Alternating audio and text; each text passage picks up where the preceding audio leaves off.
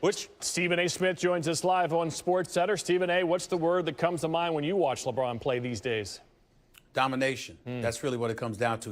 And another word that would be appropriate is toying. That's a word that's appropriate. That's a good He one. is toying with people. He's having fun with them. He's very relaxed. He's very poised. He's very nonchalant. He's not concerned at all. 14 of 24 shooting. 1 of 6 from three-point range. Didn't matter. Still finished with 38 points. Doing what he wanted to do. And by the way, when you look at a Kevin, and he hit 6 of 9 from three-point range. Why did that ultimately happen? Because LeBron James was passing him the ball. That's why. These are the kind of things that are transpiring right now. LeBron is a distraction. He's very, very dominant. You've got to double. You've got to triple. You've got to try to get the ball out of his hands. You can't do it because there's nothing you can do no matter where he gets the ball. Like Tim Legler just adroitly pointed out, he does what he wants, when he wants, how he wants, to whom he damn well pleases. And when you take into account that it's the Boston Celtics that we're talking about, they're simply overmatched because they have no shot blockers. That means he can go to the hole anytime he wants to. He's got shooters around him. And think about it this way.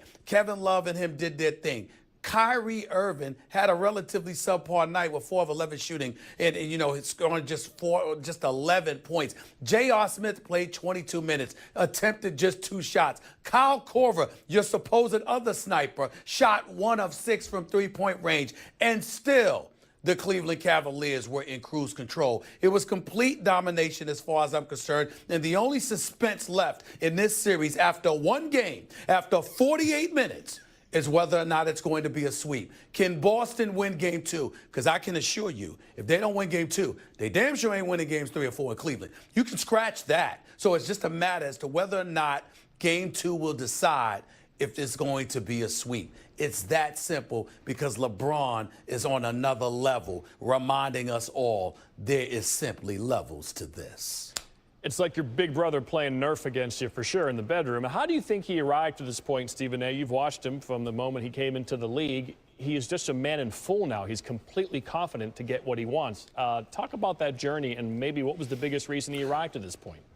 Well, first of all, give Pat Riley and the Miami Heat some credit because he didn't know how to become a champion until he started playing with Dwayne Wade and for Pat Riley. They definitely deserve some credit. Give a lot more credit to Dwayne Wade because Dwayne Wade was that star that recognized he wasn't the dude that LeBron James is. So he stepped back and really encouraged one of his best friends in the world and his brother to be the leader and the champion that he ultimately would become. Then on top of it all, you've got the 3 rings. And then you take into account the fact that, again, you've been to 6 straight NBA Finals. So the experience that you have on your shoulders exceeds what anybody else in the league is throwing at you. You combine that with a 6'9" frame, built like a chiseled brick house at 260 pounds, with the conditioning that he consistently places himself in. He's always in peak condition. And then the knowledge to really pace himself. No, not just his skill, it's not just his physical prowess,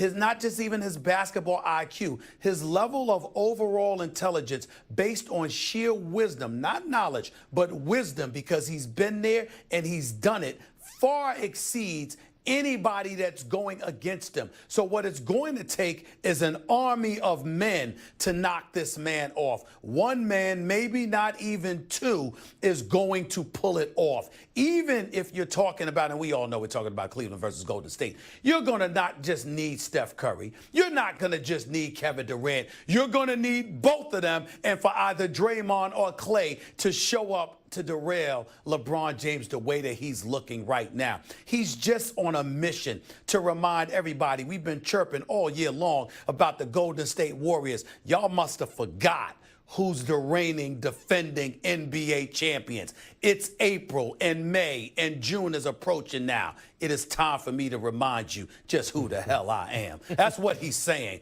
That's what he's doing. And that's what we're seeing put on display via his game.